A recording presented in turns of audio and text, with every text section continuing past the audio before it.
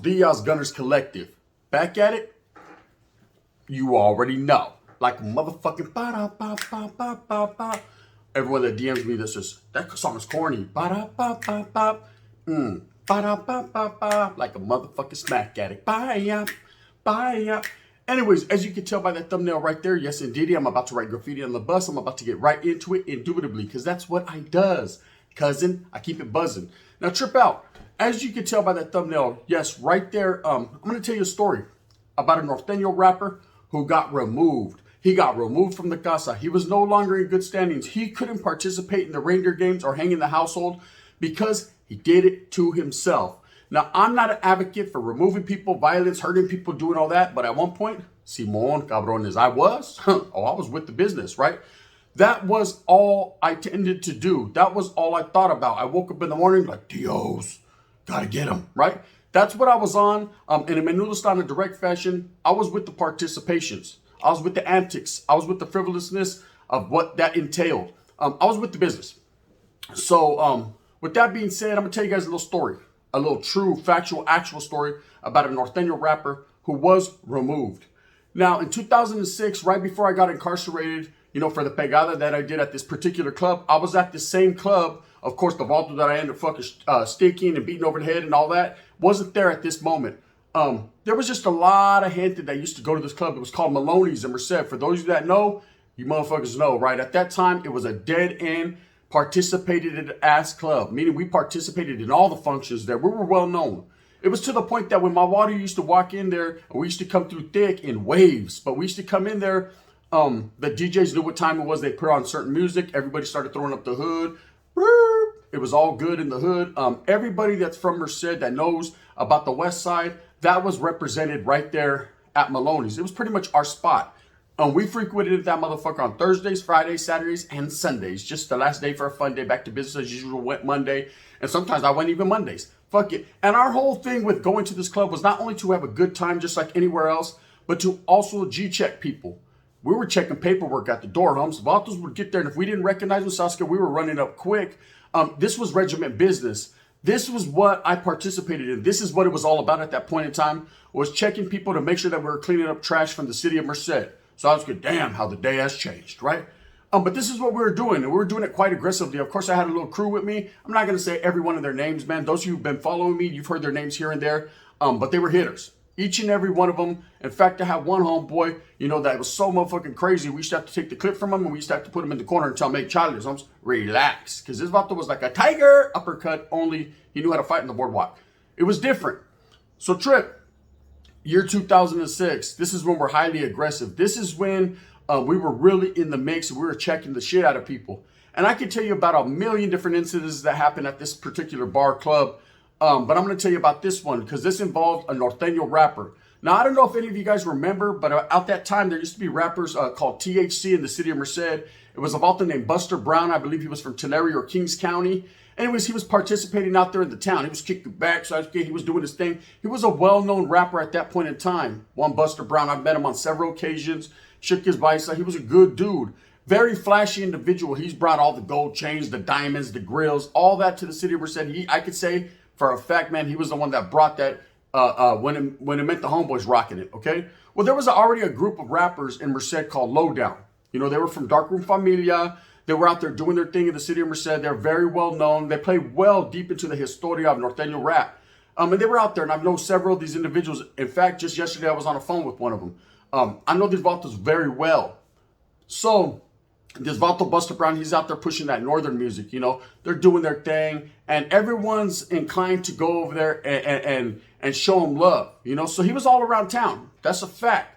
Well, there was another young rapper out of the city of Merced that I actually grew up with. He was a little bit younger than me, but I knew his whole family. I continue to know his whole family to this day, and his name was Young Breezy. And he used to say they call me Young Breeze because he was real close with the rapper Hurricane J.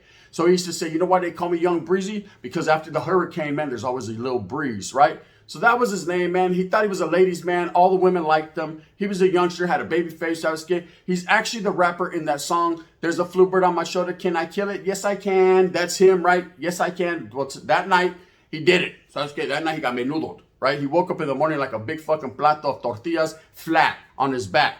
Now, Trip, So we're kicking back that night. I remember it's all good in the hood, man. The parties are jumping on the west side.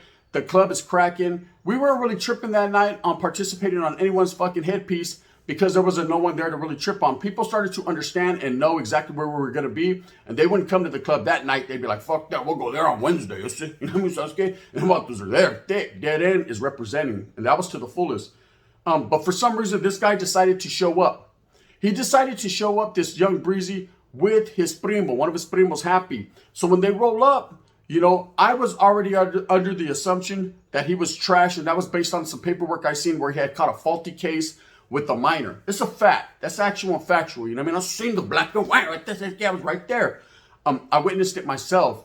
So everybody in the town was already tripping on this guy and looking for this guy, but no one was willing to take the initiative to make it happen like you're supposed to. Basically, remove him from the calles, remove him from the streets. Now, of course, I know weaponry is to usually be used in these cases, but at this time we're in a club, man, and no one had their hands on nothing. But Sasuke, we had these, and that's all we needed. So he's in there.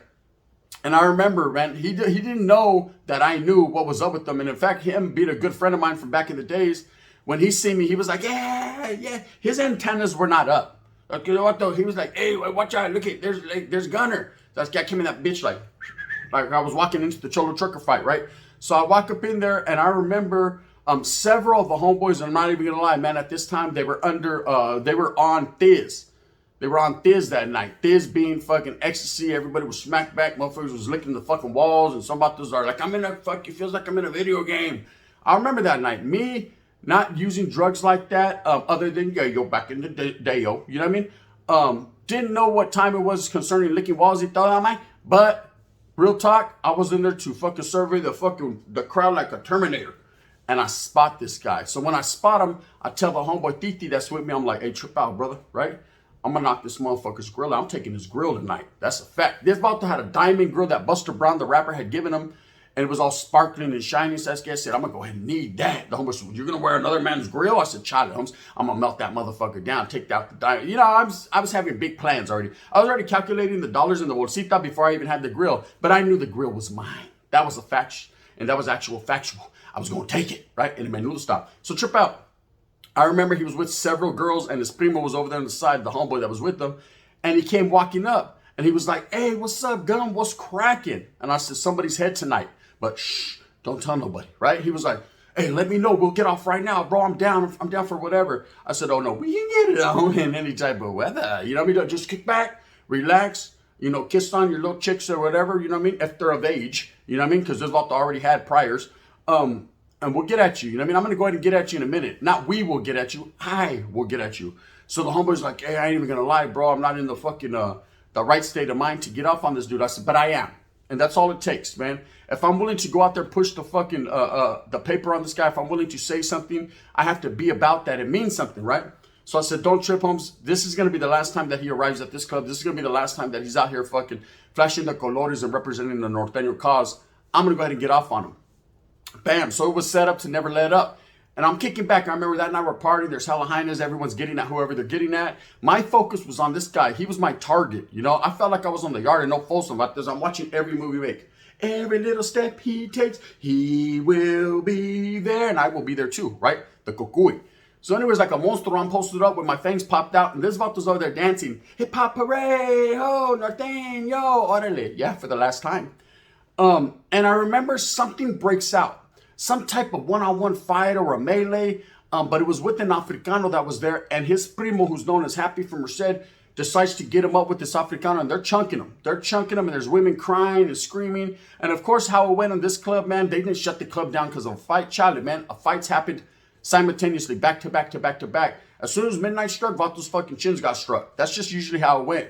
So anyways, he's getting down in the corner. But during all this chaos, there's hyenas that are screaming and they're surrounding this Vato young breeze. So I don't have action at really taking flight at him the way I want. Because Sasuke, I would have knocked a brunette, a blonde, and a redhead out along with them. And I wasn't trying to go that route. But anyway, so as he's surrounded, I'm starting to wiggle over there. And the homeboy's like, hey, you going to get it? I said, shh. The wind's blowing. Watch out. Watch how I do this. Check how I'm coming down. It's the gunner with the gap blasting. Now I'm mashing down your block with the Glock. Homie, watch his ass drop, right? So I mobbed up to him and he was like, hey. And I was like, hey, bro, your primo's fighting. Get in that shit, right? He was like, hey, bro, not because trip out because the way my bank account works, right? And just, grill went that way. Chin went that way. You know what I mean? Summer breeze made him feel fine, rolling through the, you know what I mean? The jasmine in his mind. It was gone. It was over. It was done. He was done. He was laid out. And I remember putting the motherfucking botas to him. So I was scared the Air Jordans never felt so good. Those are the fucking ones. I was scared the OG highs. Like the watch out. And I was getting my issue on. Now, every kick, every punch that I threw, I did it with cruel intentions. You know, I'm not going to sit here and say, oh, yeah, I was the biggest, baddest motherfucker on the block. No, I was considered the type of author that you did not want to run into if you were on the wrong side of the motherfucking bed. You know what I mean? Because at the end of the day, man, I was willing to take the initiative to do what I had to do, representamos of the Norteno cause. Period. If you were against the grain when it came to the North, if you were not participating at that point in time, I was with it. And I was willing to do what I had to do. Anyone that was in the city of Merced on the west side, the north side, doesn't matter, Lapro represent, right? Everybody knows how I was coming. And these little young vatos could say, Charlie Holmes, we don't know you. Well, your Jefita does. I told you, right? Ask. Just ask about me. Ask about me. You know what I mean? Period. So anyways, the vatos laid out. His grill went flying that way. So I was looking for it. The crowd's dancing. And I remember picking up his grill. And I remember walking back up to the homeboy was like this. He's dazed and confused because he's on ecstasy. He ain't tripping, right?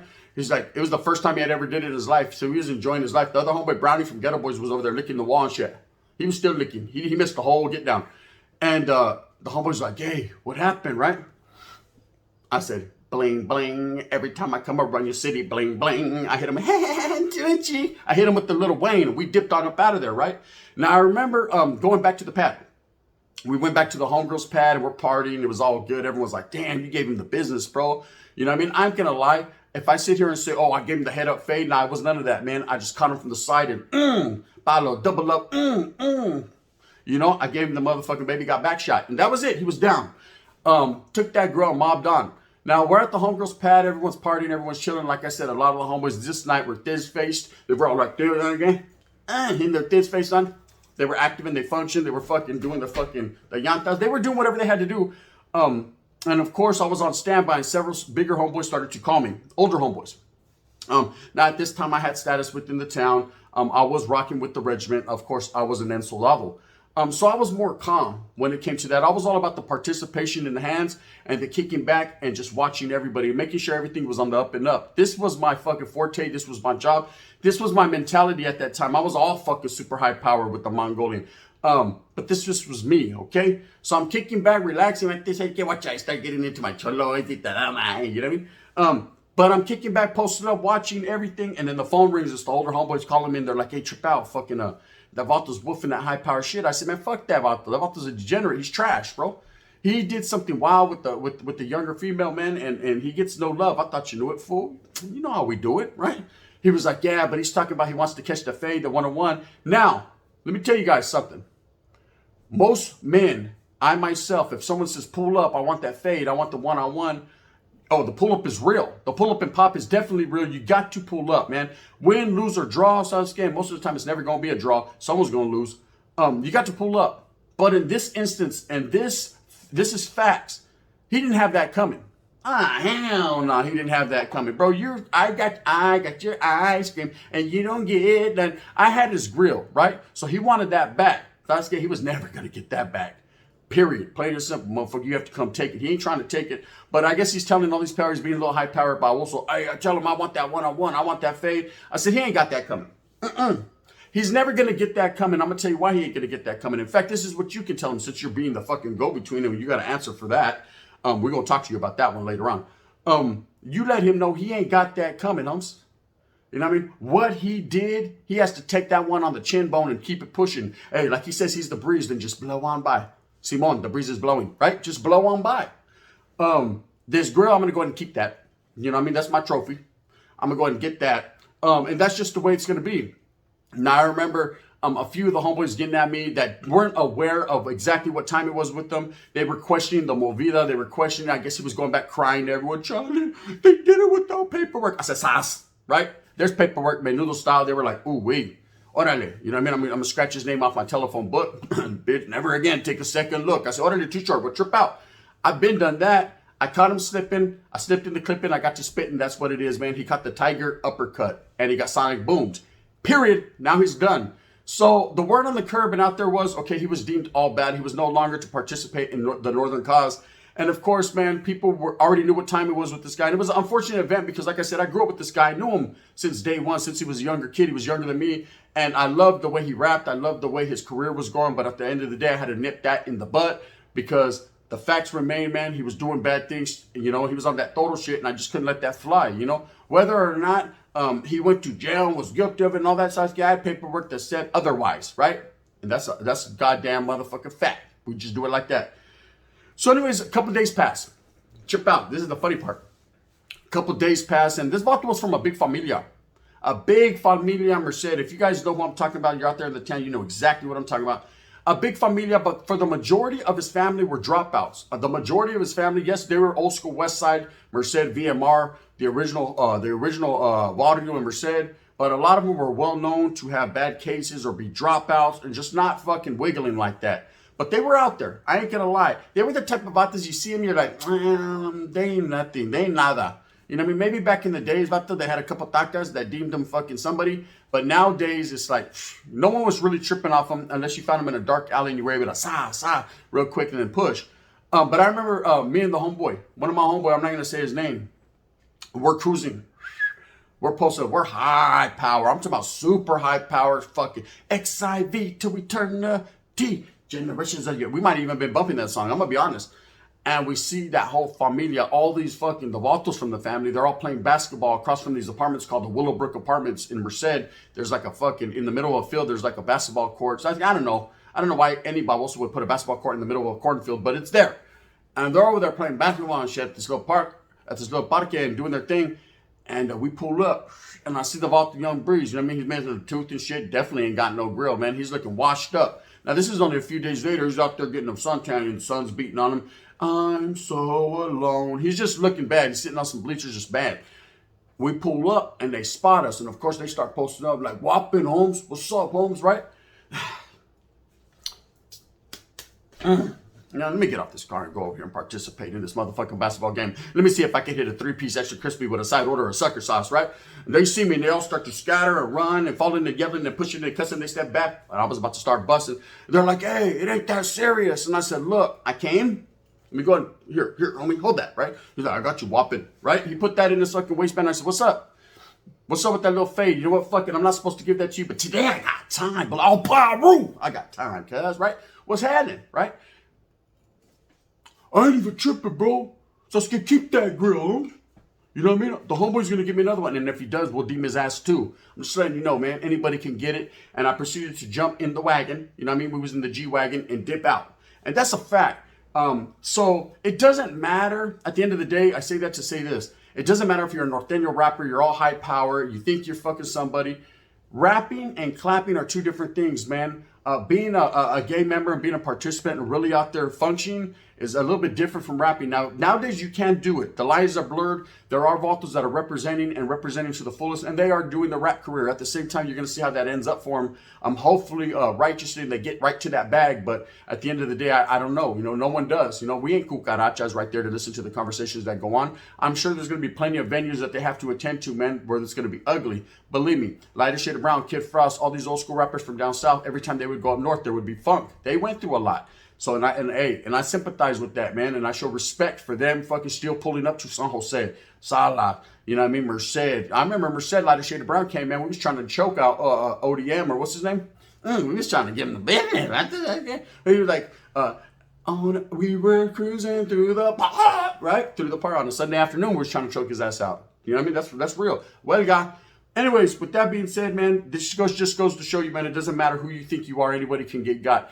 I myself, if I was in bad standards at that point in time, they would have got me. So I know what it is. Anyways, that was just a little war story I wanted to tell you guys on this Saturday. I hope you guys had a beautiful day. Orale, Canelo Babosos. You already know what it is. Let's make it happen. With that being said, I hope that you go out there and get it for your familia, man. Whether it be Saturday, Sunday, Monday, Tuesday, you already know, man. Move fast with a purpose. That's called hustling. Go out there and get it for your familia. Only you can do it for your people. You know, if you like these stories, if you like my channel, please hit that like and subscribe. If you don't, you can hit that thumbs down. Heavy is the head that wears the crown. I'm going to continue to do what I does regardless. It's all about the gente. It's all about unity for the raza. The black and brown brothers come together, sprinkling the whites for a little bit of flavor. Utterly, the Asians, they're already there. They're eating sticky rice in the corner with padak. It's good in the hood. All the others, you're more than welcome. Bang, bang, the gun. This is a true fucking story.